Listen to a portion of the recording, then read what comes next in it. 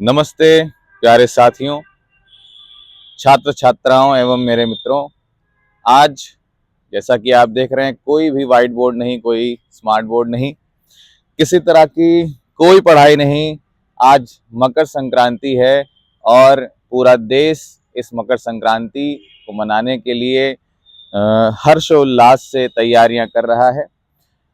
इसी उपलक्ष्य में आज मकर संक्रांति पर एक विशेष वीडियो मैं आपके सामने लेकर आया हूं, जो मकर संक्रांति के महत्व और उससे जुड़े हुए विभिन्न तथ्यों को उजागर करेगा। आशा है कि आपको ये वीडियो देखने के बाद मकर संक्रांति से जुड़ी हुई बहुत सारी जानकारी प्राप्त होने वाली है। एक बात का ध्यान रखिए कि ये जो वीडियो मैं बना रहा हूं, ये आपके ज्ञानवर्धन के लिए है और ज्यादा से ज्यादा लोगों को इस वीडियो का फायदा तभी मिल सकता है जब ज्यादा से ज्यादा लोगों तक इसकी पहुंच हो सके। तो आप सभी से मैं विनती करता हूं कि इन वीडियोस को अगर आप देखकर इसे पसंद करते हैं तो एक बार इसे शेयर जरूर करें, सब्सक्राइब करें और इसे ज्यादा से ज्यादा लोगों तक पहुंचाने में मेरी मदद करें, जिससे मेरे इस प्रयास में मेरी सफलता हासिल हो सके।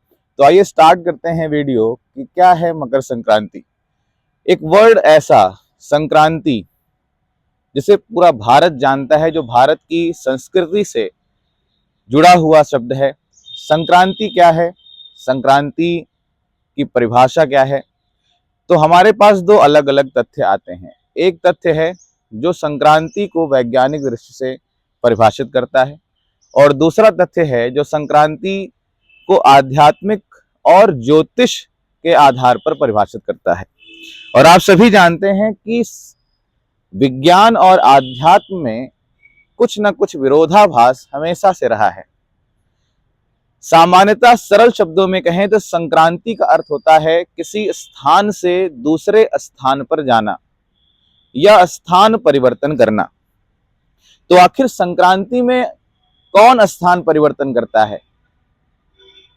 तो इसको समझने के लिए हमें कुछ चीजें जानना बहुत ही आवश्यक है। जैसे जब हम बात करते हैं राशियों की, तो शायद ही भारत में रहने वाला कोई व्यक्ति राशियों के बारे में न जानता हो, क्योंकि प्रत्येक न्यूज चैनल पर सुबह सुबह कोई ना कोई ज्योतिषाचार्य आकर प्रकट हो जाते हैं और वो विभिन्न तरह की राशियों से जुड़ी हुई गणनाएं करके और आपका भविष्य बताना शुरू करते हैं कि आपके साथ कैसी समस्याएं आने वाली हैं, क्या चीजें अच्छी होने वाली हैं और उन समस्याओं से निपटने के लिए आपको क्या क्या करना चाहिए। लेकिन ये आखिरकार राशियां क्या हैं? क्योंकि जब हम बात करते हैं मकर की, जो संक्रांति के साथ लगा हुआ शब्द है, तो मकर एक राशि है, मकर एक रेखा भी है जो पृथ्वी पर एक अक्षांश को परिभाषित करती है। आखिर इनमें क्या संबंध है आप जानते होंगे या नहीं जानते, तो आज जान लीजिए कि हमारे ब्रह्मांड में कोई भी चीज स्थिर अवस्था में नहीं है। चाहे वो पृथ्वी हो, वो तारे हो, वो निहारिकाएं हो, इसी तरह से सूर्य भी लगातार गति करता है। जब हम अपने चारों तरफ ब्रह्मांड को आकाश में देखने का प्रयास करते हैं तो तारों के विभिन्न आकृतियां हमको दिखाई देती हैं और यही आकृतियां एक विशेष पैटर्न में जब सजती हैं तो ये राशियों का रूप लेती हैं। इस प्रकार हमारे चारों ओर ब्रह्मांड में बहुत सारी राशियां पाई जाती हैं। अब इसे हम अगर सूर्य को आधार मानकर परिभाषित करते हैं तो हम कहते हैं कि अगर सूर्य को हम केंद्र बिंदु में रखें तो उसके चारों ओर जो सर्कल, जो वृत्त बनता है, वो 360 डिग्री 360 डिग्रीज का बनता है।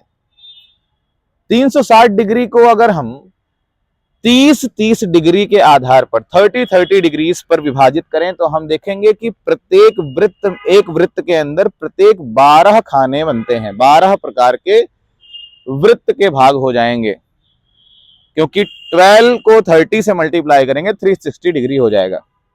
और इन हर एक भाग में, हर एक खाने में 12 राशियां पाई जाती हैं और सूर्य की गति के अनुसार सूर्य प्रत्येक महीने में एक राशि से दूसरी राशि के वृत्त में प्रवेश करता है। इसी प्रकार अगर हम आध्यात्मिक रूप से माने कि हम 14 या 15 जनवरी को मकर संक्रांति क्यों मनाते हैं, तो ज्योतिष और आध्यात्म ऐसा मानता है कि सूर्य 14 या 15 जनवरी को धनु राशि से निकलकर मकर राशि में प्रवेश करता है, और इसीलिए ये एक स्थान परिवर्तन है सूर्य का, धनु राशि से निकलकर और मकर राशि में आना। इसीलिए हम 14-15 जनवरी को मकर संक्रांति मनाते हैं।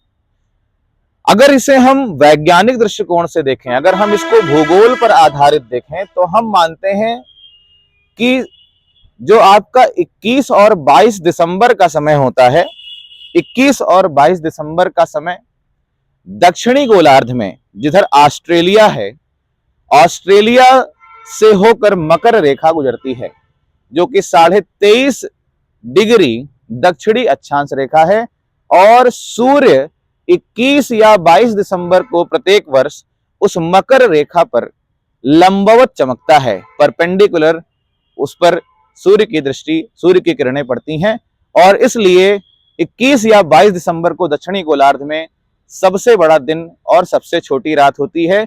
उसी दिन उत्तरी गोलार्ध में सबसे छोटा दिन और सबसे बड़ी रात होती है। तो भूगोल ये मानता है, विज्ञान यह मानता है कि सूर्य 21 या 22 दिसंबर को उत्तरायण होता है। तो सूर्य का स्थान परिवर्तन क्योंकि इसी आधार पर किया गया है कि इसी समय से सूर्य धनु से मकर राशि में जाना शुरू करता है, और इसीलिए उस रेखा का नाम मकर रेखा रखा गया है।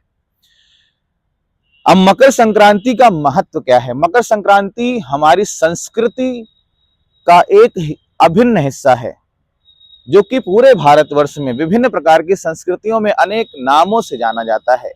यह हमारी एकता, हमारी अखंडता और हमारे गौरव का प्रतीक है।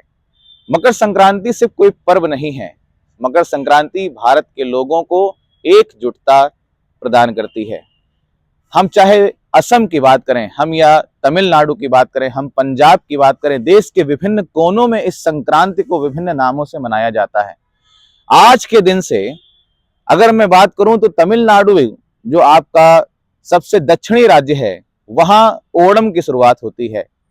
वहीं पोंगल आसपास के राज्यों में मनाया जाता है। ये 4 से 5 दिवसीय पर्व हैं, जो कि दक्षिणी भारत की संस्कृतियों से जुड़े हुए हैं, जो फसल की कटाई से जुड़े हुए हैं। दूसरी तरफ हम देखें तो आज ही के दिन के आसपास ही पंजाब में लोहड़ी का उत्सव मनाया जाता है। ये भी फसल की कटाई से जुड़ा हुआ है। हमारे उत्तर प्रदेश और बिहार जैसे राज्यों में मकर संक्रांति के नाम से इसे मनाया जाता है। मकर संक्रांति जिसमें हम देखते हैं कि तिल और गुड़ का विशेष महत्व है। वैज्ञानिक आधार पर इसे माना जाता है कि तिल और गुड़ का चलन मकर संक्रांति में प्राचीन काल से इसलिए रहा क्योंकि तिल में वो पदार्थ पाए जाते हैं जो कि हमें ठंड से बचाने, और गुड़ में भी वो पदार्थ पाए जाते हैं जो हमें ठंड से बचाने में सहायता करते हैं। दूसरी तरफ हम देखते हैं तो असम जैसे राज्यों में मकर संक्रांति से ही बिहू की शुरुआत होती है, जो कि भारत के विभिन्न प्रमुख पर्वों में से एक माना जाता है, त्योहारों में से एक माना जाता है। यह भी फसल की कटाई से ही जुड़ा हुआ पर्व है। तो इस तरह से आज हमने देखा कि मकर संक्रांति का आध्यात्मिक और भौगोलिक दृष्टि से क्या महत्व है। आशा है कि मकर संक्रांति से जुड़े हुए इस तथ्यों से आज आपका परिचय अच्छी तरह से हुआ होगा और कुछ न कुछ ज्ञानवर्धन जरूर हुआ होगा। ऐसे ही वीडियोस के साथ हम आपके साथ फिर से आएंगे और समय समय पर आपका ज्ञानवर्धन करते रहेंगे। बस आप भी हमारा साथ देते रहिए। जय हिंद, जय भारत।